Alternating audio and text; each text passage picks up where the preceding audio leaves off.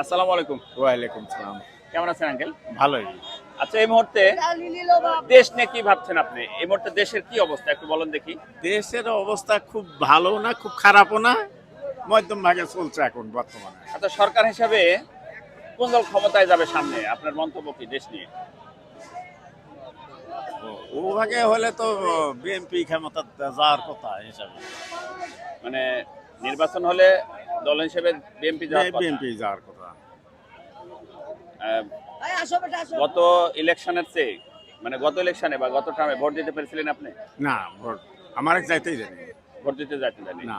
আমরা আবার বিএনপি করি, আবার বিএনপি কে বিএনপি দল মানে শক্তিশালী দল আগের থেকে, এই জন্য করছি যে সামনে বিএনপি ক্ষমতা যাবে এটাও আপনার প্রত্যাশা? আশা আছে, হ্যাঁ। আশা আছে না?